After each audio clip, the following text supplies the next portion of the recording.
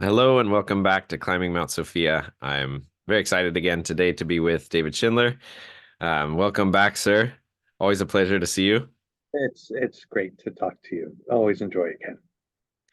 Well, so today we're going to continue a little bit in the series on freedom from reality, the diabolical character of modern liberty. And on the last episode, we talked about some of the specific ways that our problematic, diabolical understanding of freedom has manifested in the modern world through things like rights and freedom of the press, freedom of thought, these sorts of ideas, privacy. Um, and today we're going to try to be a little bit more loose and play with some things at the end of the chapter. It's not the last chapter, but this chapter, The Society of Devils, is a section about the title of it is God and in the Flesh. And I'll read something at the beginning and then at the end, and then hopefully we can just play around in the middle. Does that sound okay? That sounds great. Yeah. Okay. So this It is will remind me of what I wrote too, because that was a few years back now. yes, yes. So our argument has been that a genuinely symbolical order, an acknowledgement of a radical generosity at the heart of things, and the subsequent implication of things belonging together in principle, rests on the recognition of the relative priority of actuality over possibility, which means in turn a recognition of the priority of the given qua given. So that's one aspect, is this requirement that we understand actuality as being the fundamental thing, not rather than possibility. That's sort of fundamental to the symbolical worldview as compared to the diabolical. Is that right? That's right. That's right. Yeah. Yeah. And not in a way that's meant to, I mean, I don't want to interrupt here, but just to clarify, not in a way that's meant to exclude possibility, because obviously possibility is a crucial part of human life and it's connected to hope and desire and all kinds of things. So it's not excluded, it just takes its bearings. The point is that possibility ought to take its bearings from reality rather than reality being measured simply by possibility. That's Mm-hmm. kind of in a nutshell. But we can come back to that if you want. Yep, yep. Which you do, just so people who haven't read the book know that you do go into that and you explain that very clearly, that it's not an exclusion. Um, Given this absolute priority, there can be no more momentous claim than the Christian one. It is that than which nothing more decisive can be thought, that God has become incarnate, which is to say that the pure actuality of the absolute first principle, the radical generosity of the source, that is the source of all things, has entered into history and indeed as a powerless child. Because one of the things I want to get into here to talk about more with you is this, like the requirement of a real, like a real encounter Yeah. with the person of Jesus and the possibility of and wrestling with this claim that he is in fact fully man and fully God. This Christology piece of this, I think, is so important and interesting. And then okay, so I'll read something just here at the end. So we began this book with an exploration of Locke's notion of the will as something simultaneously omnipotent and impotent. In the phenomenon of the transhuman man. So it's sort of because there's been a reflection just before this about biotechnology and our power even over our own bodies. So this embodiment piece with Jesus will come in here. Um, in the phenomenon of the transhuman man appears simultaneously. Oh, man appears simultaneously as the all-powerful technician and the helpless product. This is a kind of anti-redemption, a diabolical inversion of the perfect sacrifice of Christ, who is at once priest and victim. Pure power and utter powerlessness now converge into one, and man becomes the abject servant of his own limitless freedom, a passive object of active power, a slave of modern liberty. I love that because it's this coming together of like this the whole book. You're sort of pointing towards this diabolical movement of the continual separating and coming into conflict of all the things that can exist healthily together in the proper context. Yeah, And that finally we land at just the bottom of our existential being as humans, that we are at war with ourselves. yeah, yeah, yeah. And I mean the contrast with the earlier passage that you read. I mean, just imagine, that the Christian claim is that God became incarnate as a child, so as a helpless child, incapable even of speech, completely dependent on his mother and his father and the kindness of his circumstances. As far as that goes, I mean, so think about there. You have omnipotence that becomes uh, powerless, um, and there's a paradox there. And then the opposite of that is the human, um, fabricated freedom, which makes us absolutely powerful, but at the cost of our inability to connect with anything. So in an odd way, um, it's the diabolical opposite of the incarnation, and it's precisely I mean, it's the diabolical opposite of incarnation in all sorts of ways. I mean, the levels are kind of remarkable when you start reflecting on. But one obvious one is the one that you just mentioned. I mean, the project is to become as disincarnate as possible. To be as freed from the limitations imposed on us by our embodied existence as possible, so that um, we can be free. And what we discover is that we become tools and objects and cogs in a machine, servants of something that, this sort of force. I mean, we could talk about details of that, but I think we all have experiences of that, all over the place. I mean, we could get very concrete about that. But in any event, the point is just that the extraordinary, um, mirror image, the diabolical image, the inversion. It's, yeah, a play of power and impotence, but reversed. Yeah, yeah. Well, this thing, like, Can I make one last point there too? yes, please. I don't want you to lose your thought, but just, I mean, it's interesting. If you think of it from God's perspective, it's in power, in a way, renouncing power, or at least renouncing a claim on it for the sake of a certain service. And the human project, this distorted human project, and I don't want to define it as the human project simply. It really is a distorted Yeah, human. yeah, yeah, yeah. It doesn't speak to us by nature, actually, but there is, in a way, to renounce service for the sake of power. Right. Uh, and that's what gets us into trouble, you might say. Right. Oh, yeah, that's a really good point because one of the things about, sort of just because I always think of money to make it really practical because Yeah, money is just sort of straightforwardly abstracted power, right? yeah, And it's right. like, well, what's the justification for wanting to, say, have a certain size of a savings account? Like it's always, well, some unforeseen eventuality, right? Yeah, Some yeah, something a non-real possible, right? An right. adjacent possible, but That's it's right. non-real versus, service as being something that the real is recognized already, and then Yeah, there's a response to it.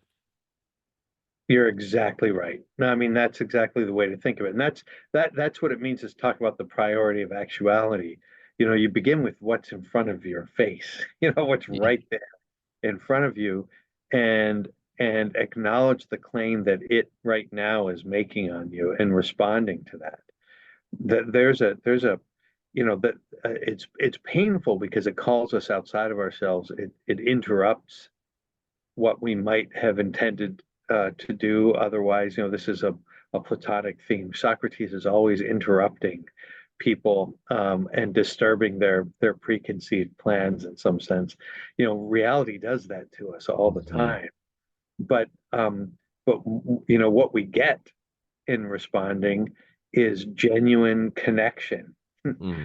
We make contact with reality. We actually receive the goodness that is inevitably there, Hmm. uh, however distorted or disguised it might be in given circumstance. There's something genuinely good there that in responding becomes in some sense ours. So we inevitably um, receive a certain kind of fulfillment and joy, however much suffering it coincides with. There's at it in its depth a kind of a joy and sense of completion and fulfillment, and that's essential to what I think true freedom is.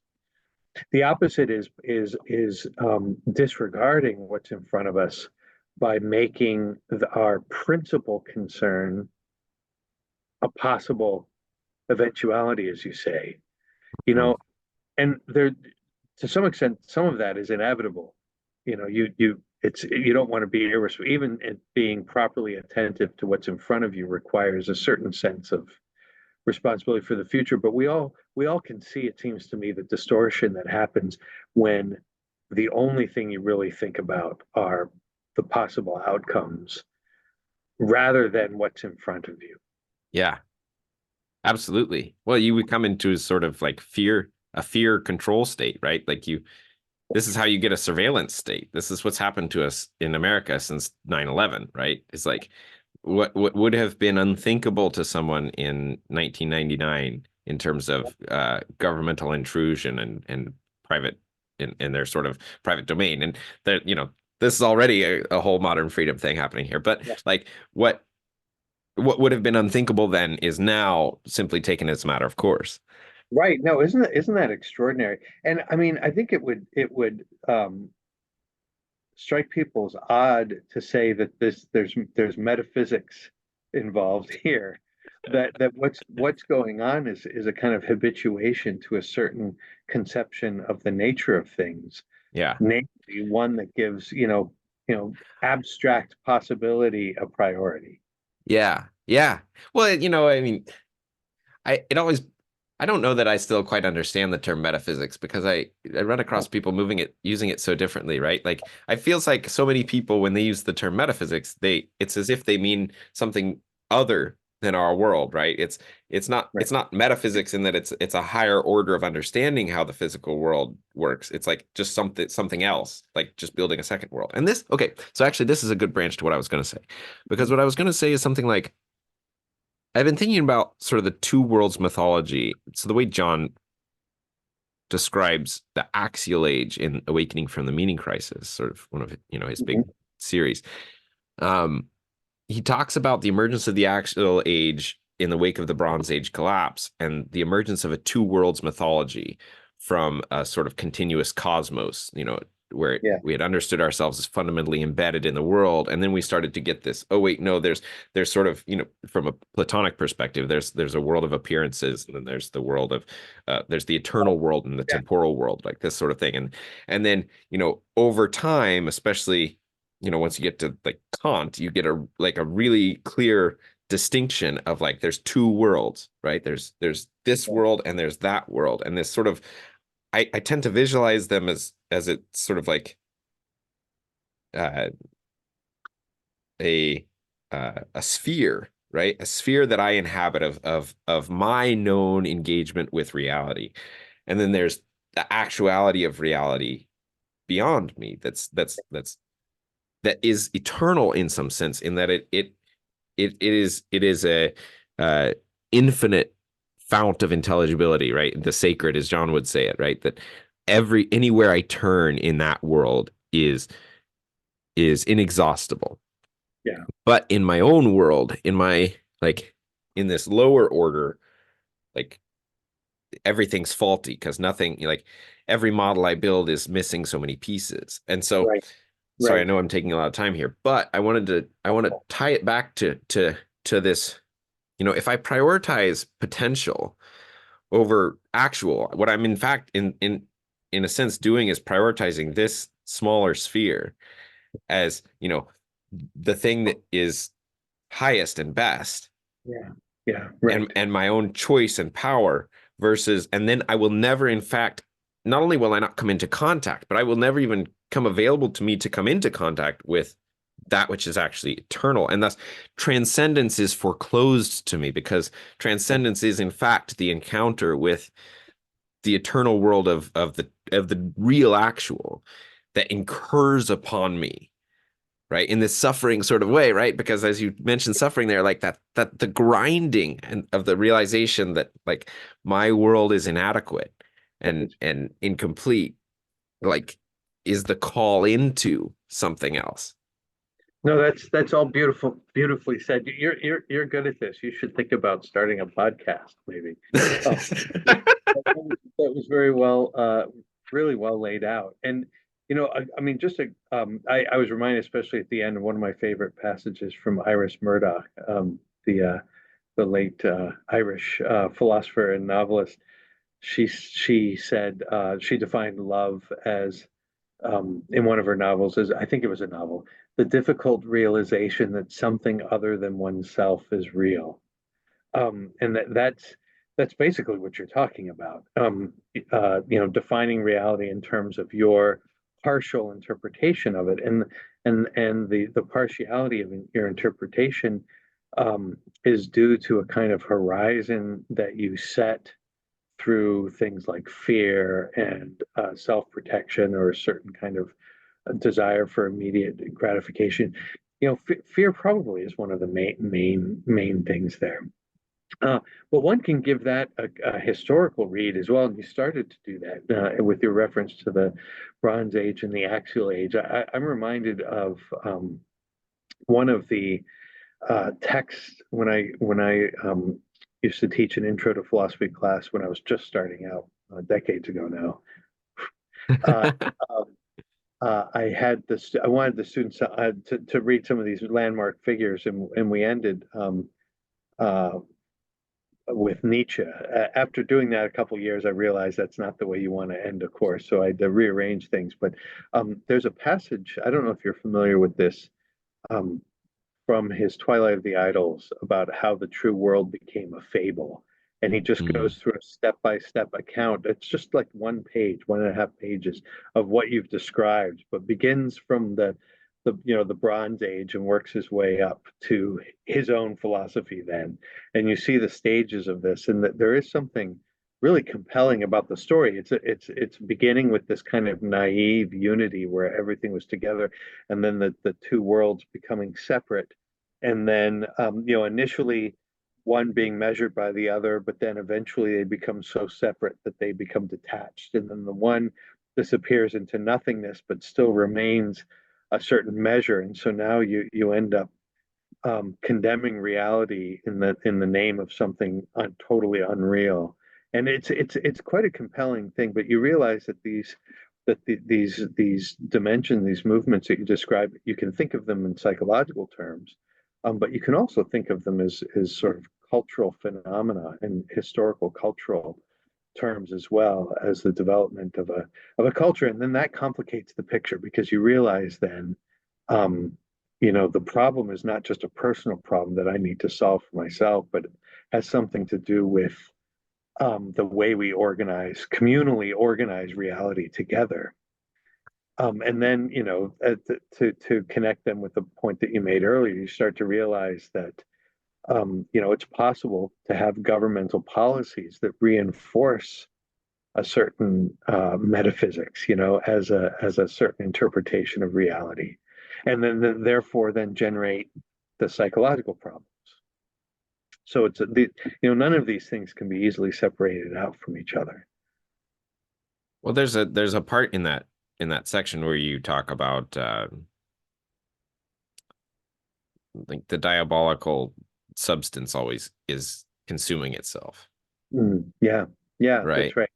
Yeah, yeah, and that's both terrifying and a source of hope, because you know the thing is, if this account is true, it means that there is always hope, because reality always remains there, Yeah. Yeah. and and always remains good and true and beautiful, Yeah. regardless of how narrow a sphere we construct around ourselves to protect ourselves. The reality remains there. So I mean, that's something really to take consolation in.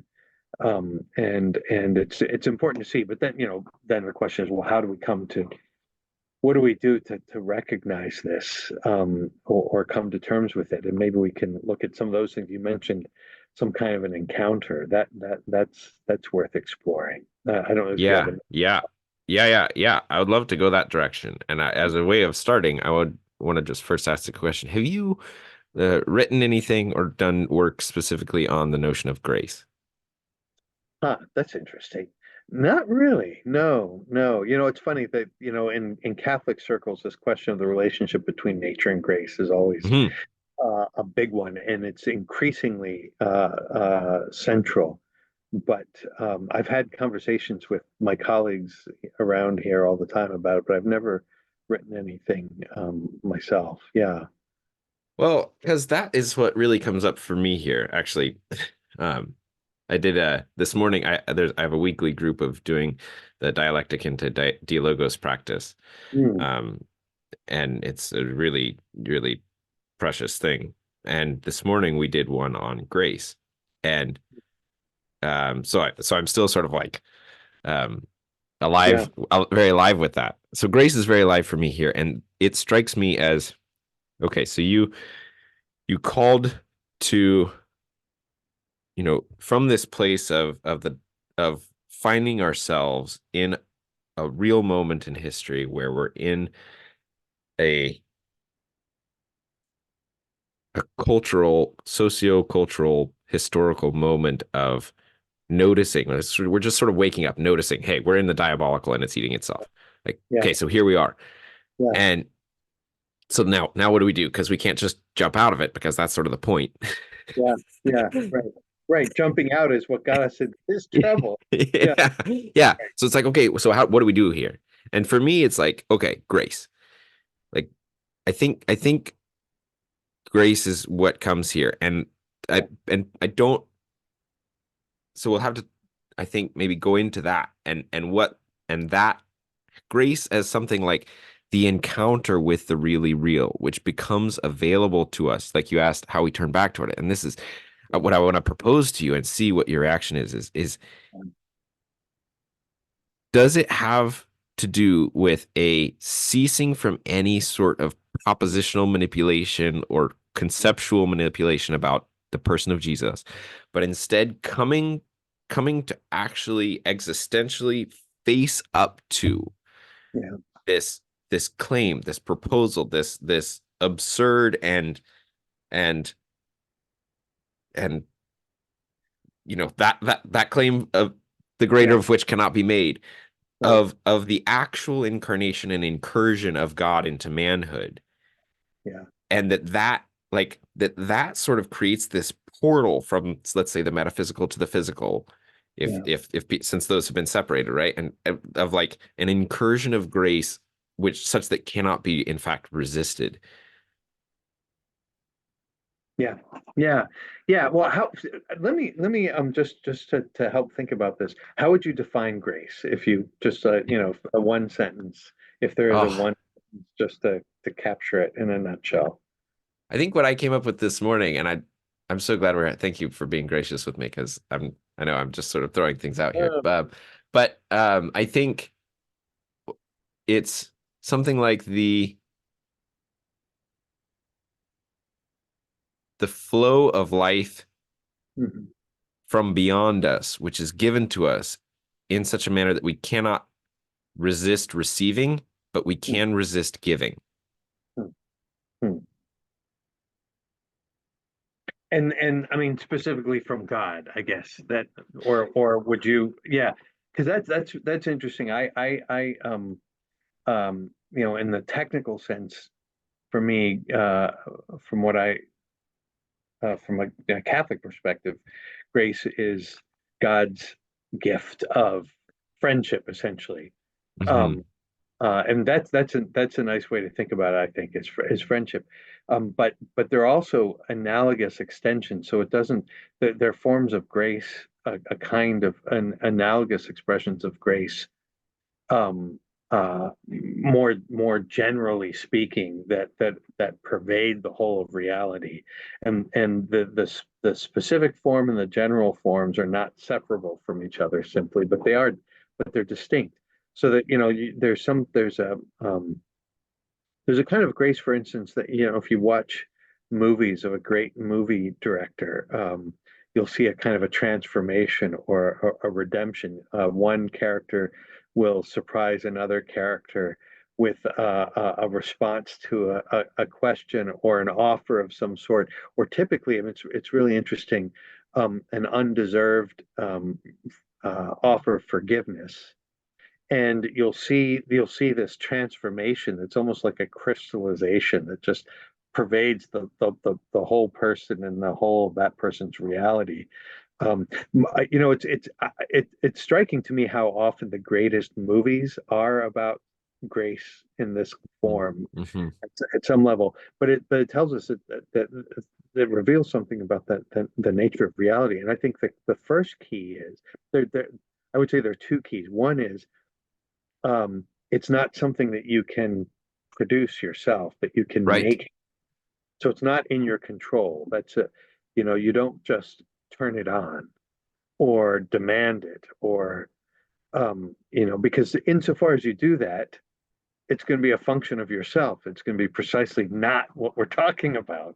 Yeah, yeah. It'll be defined by your horizon. It'll be something that sort of fits in your terms and so forth. All those things that we discussed. So it's got to reach you from beyond you. Right.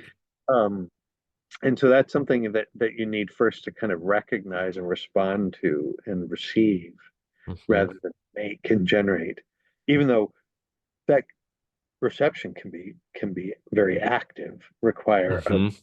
that doesn't mean it's passive or something necessarily, but it is something that's received. And then the second thing is, it has to be genuinely good and fulfilling. It's not just being surprised by something, because a violent act is also a surprise. It's a surprise that fulfills us somehow and brings a kind of an app that contains a kind of an affirmation. It's a communication. How did you put it initially? As sort of a force, a flow. Yeah, Um, yeah, because there's I life-givingness to it. yeah, yeah. Yeah, because it's something about it that's like this life-givingness is right, because I think of it in sort of in terms of like being the receipt of agape. Yeah, To yeah, receive agape is to experience grace. yeah, yeah. And No, I think and that's a good way to put it. yeah, and there's this sort of because there's this un the undeservedness part of grace Yeah, is so important, and that I think is where you find the primordial aspect of it. right, right. And I'd be curious to see, because in relation to the grace is the friendship extended from God. Hmm. If is that are you Yes. and that it's God's, if I'm sorry, I'm trying to see through both at once, and it's like if Yeah, God is sort of always forever extending the offer of friendship to yeah, us by our very being, right. right? That's what I'm trying to get at, is that the Yeah, offer of God in friendship is forever extended to us, and that in fact we can come into relation to that by turning towards this possible question of God become man, because yeah, that's the place, if this is true at all, that's the place where it happens. that's right. That's the portal where that grace breaks through Yeah, into.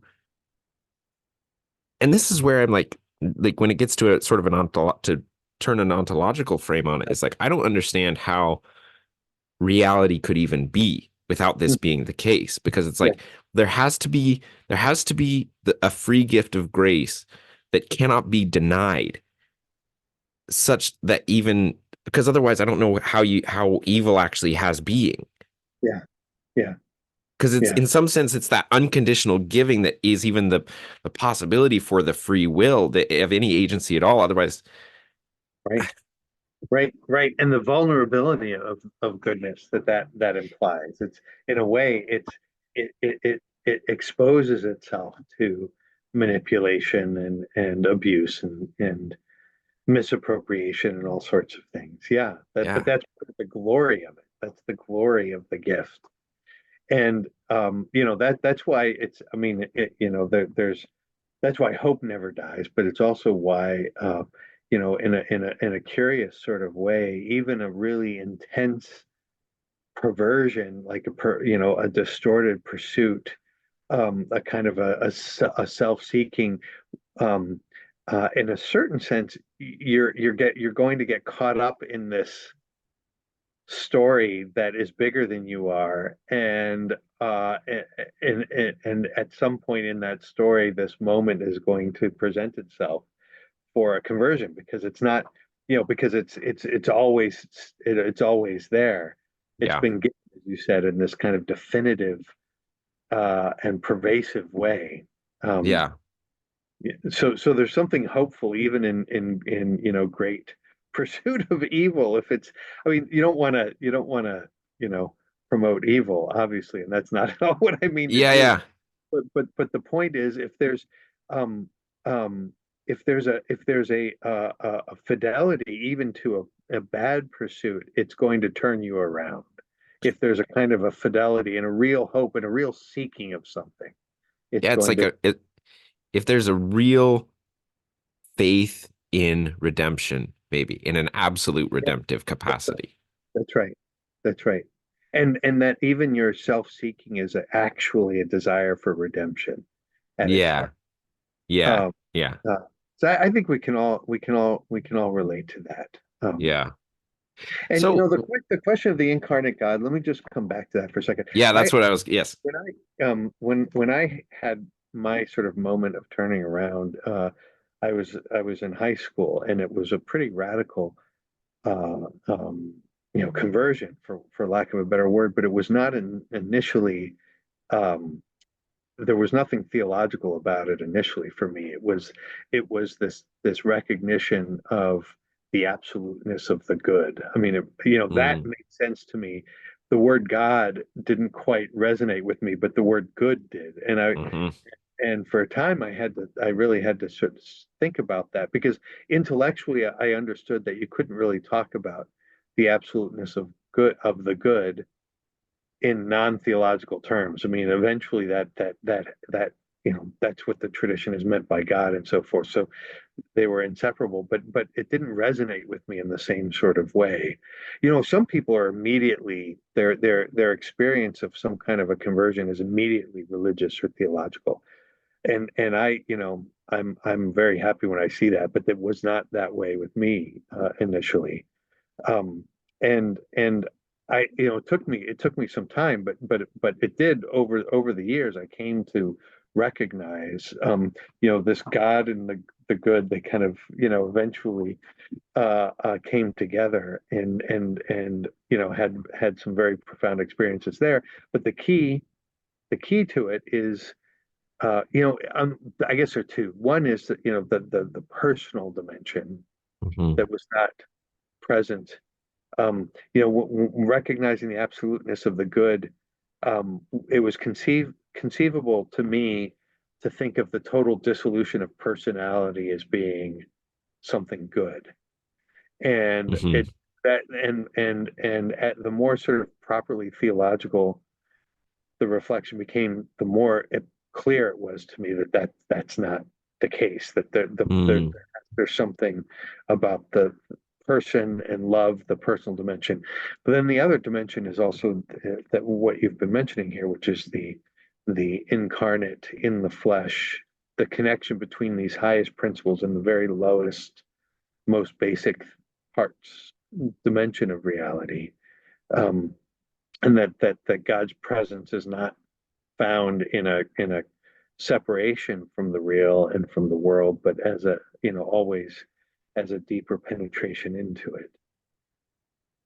And that's the theme of the incarnation. There's much more to it, but that's at least part of the theme of the incarnation. yeah. Okay. So, man, that was really beautiful. I actually, hmm. So there's a bunch of things landing there for me. So I'm trying to just let them settle a little bit. And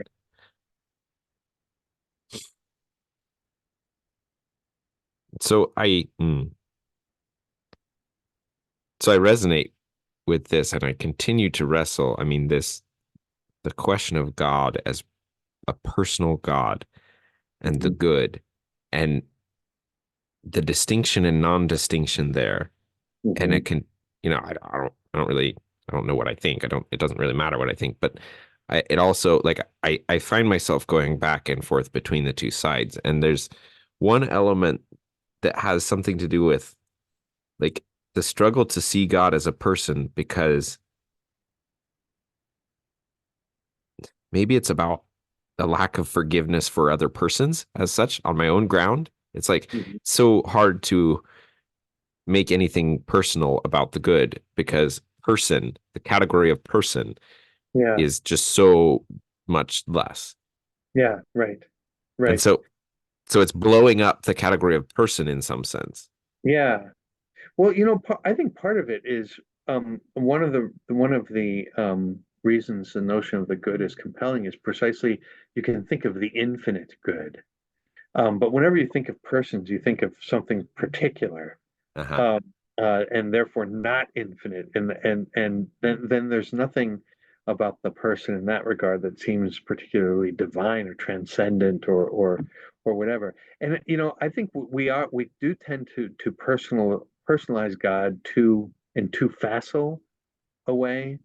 Um, in part, I think this opens up a whole other can of worms, but I think in part because we tend to have such a trivial sort of sentimental sense of what persons are. Um, Yes. Yes. uh, you know, I've and this is going to sound sort of strange, but I don't think that especially in contemporary America, we've ever encountered something like a king. Mm, So that sounds strange, but you think about what would it be like to encounter someone who has this kind of majesty and a certain kind of stature and a certain nobility. Um, mm. there would be something awe-inspiring about that kind of a personality that would, I think, help us understand what it would mean to think of God. What I mean, who God is. The Yeah. problem is that we've had there's almost no possibility for us Yeah. to Yeah. encounter a person of real noble stature like that. Yeah. And it complicates things. Yeah. Okay. So this point, yes. Yes, But I that's do think amazing. just a little last Oh side yeah. note. Yeah. Yeah. Yeah. I do think this is why things like The Lord of the Rings is so compelling for so many peoples. We want, I mean, we have this deep human need for some of a it's the Lord of the Rings. It's about the return of the king is the culmination of that. There's this desire for to encounter a majestic person Yeah. that has genuine authority. Mhm. There's that's a deeply human need that has gone unfulfilled for centuries. Yeah. Yeah. Yeah. Yes. And I think this is what I'm trying to get at with this sort of existential turning toward and being with the question of the possibility of Jesus being fully God and fully man. Because as I've been trying to do that, like, what I find is this recurring realization. Like, there's this, well, I'll come at it this way. There's this um practice in meditation where one of the practices you can do is ask the question, what am I? You get in, you sort of drop into the meditative space, and then you ask, what am I? And every response that comes up, whether it's from your mind or your body or memories or whatever, you appreciate it, and thank you, and sort of appreciate in both senses of the term, and then Yeah, let it go and ask the question again and let it go. And that's something that I do routinely, and then I pull that together with this question of the God man in Jesus. yeah, And it's like you get to this place where you come to, like, it incurs upon you that to be a person is in fact not to be finite, It is, Mhm. in fact, to be infinite because there is no ground underneath me. And there Yeah. is like everything I find real beyond me is infinite in its actuality. Yeah. And it's like this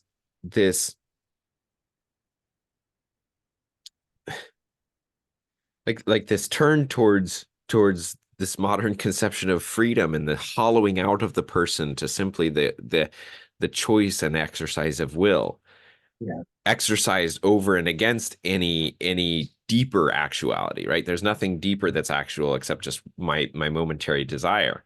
It That's right. completely forecloses all of that, such Yeah. that God continually recedes. If Right. you make him a person, and you make him a king, as you said, right? Because you haven't seen a king in so long, and all that kings are is sort of tyrannical overlords. Right. That it's like how, yeah, those things can't hold How do we- together. That's not good. Yeah. So how do we access that? You know, um, it's a really, I mean, it's in a way it's the question. So if it is the case that God has become man in history, what what does that mean for us here now? Like how is that real? How would that change anything? And how do we access it? Do we access it through meditation? Do we access it through working out proofs? Do we access it? How is it? And that's a really, I mean, that's obviously a huge question, and I know there's no single answer to it. Yeah. Um, but it is something that would be interesting to think about. Yeah. Uh, My immediate reaction is it's like it feels like it has to be everything. Like mhm. in some sense, it's like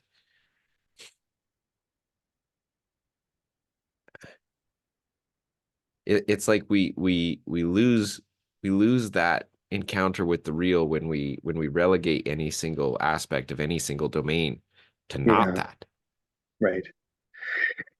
You're right. The danger on the other side, though, is that it's different from saying, you can imagine a kind of a mystical interpretation that would say God became incarnate in the cosmos, you know, but the claim is that God became incarnate in this historical person, you know, the, the person's not okay, a divine person, but this historical man Hmm. living in a particular time in a particular place, which suggests that somehow access um, to to him and the grace communicated in and through him is simultaneously particular, Hmm. belongs to some kind of particular.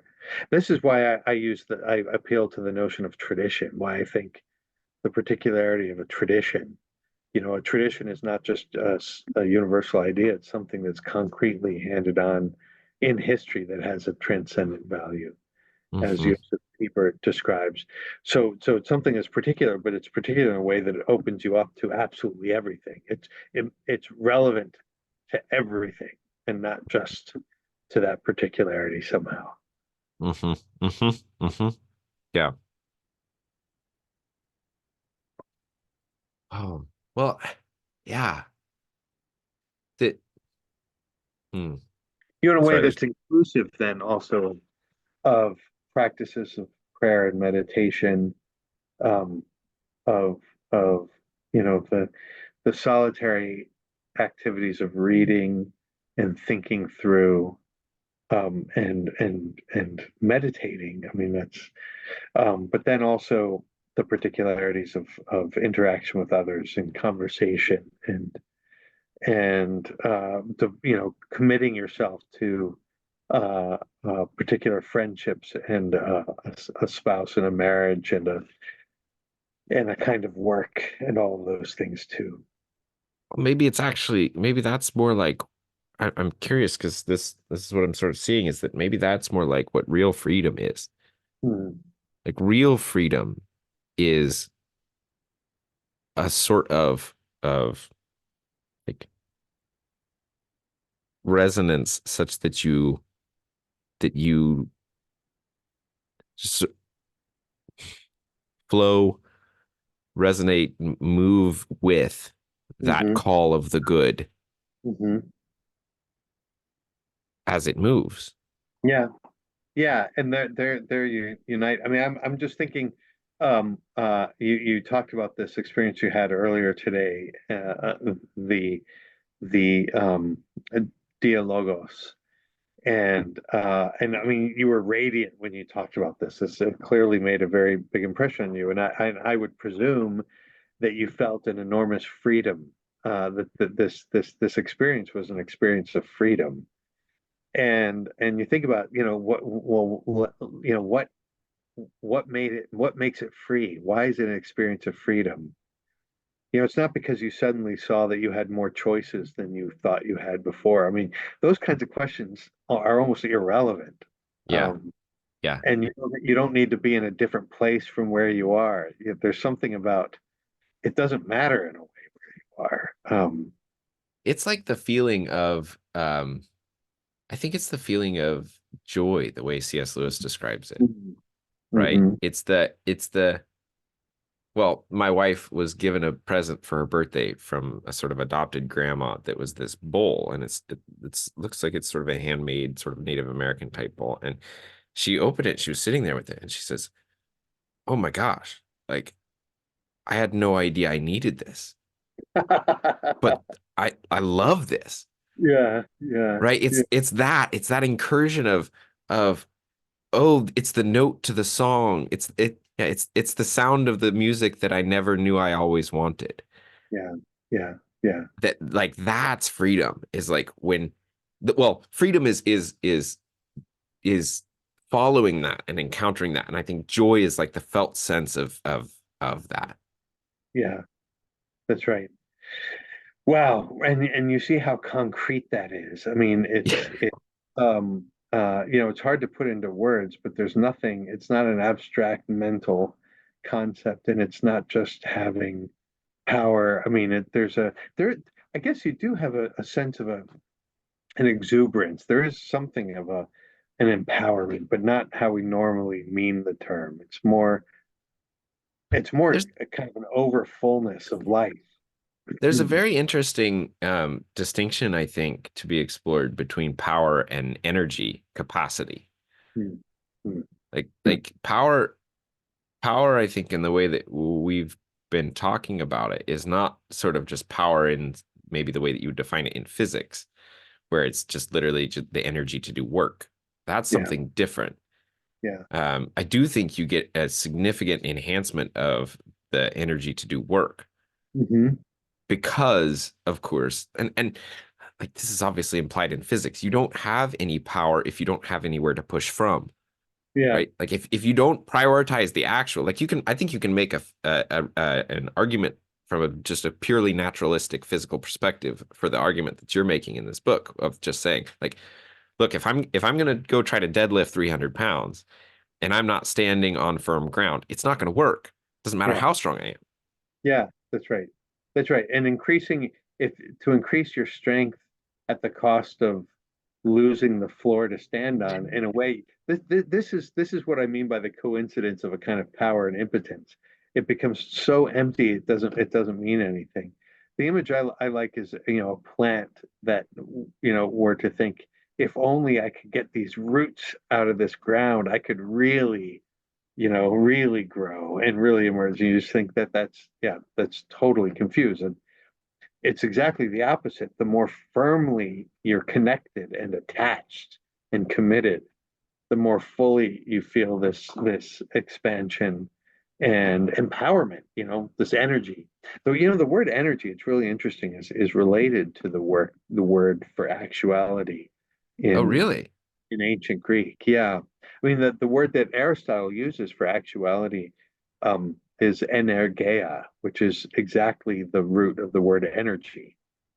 The English energy is just a transliteration, or it's just a transcription into English of the Greek word for actuality. We've changed the meaning of it to something much more abstract, but originally it means this perfection and completion and a Yeah. real. In some sense, then, is energy almost like the confluence of potential and actuality? It's certainly inconceivable apart from their relation, I would say. Yeah, yeah, So is that okay? So when they talk about like the energies of God, this is something sorry, I'm Uh, just gonna yeah, yeah, I sure. feel really good about where we're at with freedom. I don't know how much more time do you have? Maybe Uh, another. a little bit. Yeah, I gotta get back to grading Okay. paper Yeah. for my poor students, but Sorry, I'm um, enjoying this so much that I just sort of uh, lost track. Um, the energies of God. You were going to ask about that? yeah, like I that's something that I mean I've read about and I've swam in the waters with it, but I don't ever feel like I've sort of understood it very well. Um, Thinking of it from this perspective, because God, you teased it at the beginning, right? Like God as pure act that does not exclude potential, right? In some sense, pure Yeah, potency and pure act sort of co-emerge, but there is a sort of primacy of actuality, but not at the expense of potential.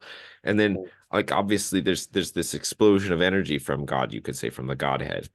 yeah, And so I'm wondering, yeah, I'm just throwing a couple things out there and wanting to hear.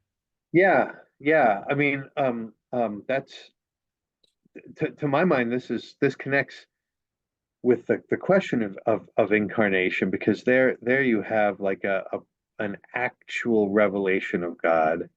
It's one thing in the ancient world without the claim that's implied by incarnation to think of God as um, infinite actuality, like the Neoplatonic philosophers did, that in a way coincides with the pure power, potency for all things, an ability to do anything. Those seem to coincide.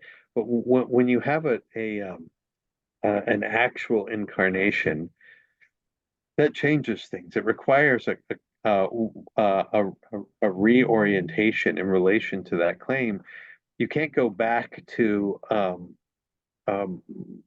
a God that has not become incarnate, as a Hmm. possibility, because you've now transformed this ultimate principle into a possible God. Let me be a little more concrete. The philosopher Heidegger does this in a kind of an extraordinary way. He wants to reawaken the sense of waiting for the possible arrival of God. But imagine, there's a difference between awaiting the possible arrival um, of a God who has not yet arrived, like in the ancient world, and trying to instill that disposition in a historical situation in which God has arrived. Then the form of this expectant waiting, as Heidegger describes it, has to take the form of a denial of the incarnation. And then the implication of that is then you reduce God back to a mere possibility, and it can't be the same God that was in the ancient world. So there's something. This is why the Christian claim of the incarnation is so decisive and requires that you can't be simply neutral. I mean, there are cultures that have been untouched by the claim, and they retain a certain innocence of Hmm. this. They're but inside cultures that have been um, touched by the claim that there's no way to sort of pretend it didn't happen. Yeah. It's C.S. Lewis's idea of the divorced woman who wants to um, recover her virginity. I mean, that's not the same. Yeah. Not the same thing. Yeah. Yeah. Well, as you were describing that sort of like posture, I Mhm. felt you're sort of describing the individual postural response to the question in a sense. And it's like I saw, on in the Heideggerian, there's this just a sort of poverty of waiting. It's like you're just waiting, and there's only maybe you can do what's available to you, but there's a like you're awaiting the agency of something beyond you. Yeah. Whereas on the Christian side, it's like no, it's the already not yet that you can actually cultivate. It's there's a movement of cultivation that's available to you. That's nice. I didn't have that in mind, but that's a really nice and important dimension. I would add with the Heideggerian is that it becomes a waiting for the sake of waiting. It Mm, ends up becoming a kind of self-referential um, mm, order to yeah, in order to retain um, this expectant state, you have to deny every actual, resolution that arises. Sure, sure. Oh, I see what you're saying. Yeah, that's really interesting. So it Huh. becomes a profoundly negative uh, moment. Not it's not genuinely expectant and desirous of God's arrival. It's like expectant, but with an already established inability to fulfill Yeah, or something. that's right. Yeah. That's exactly what it is. That's exactly what. Interesting. Yeah, Interesting. yeah.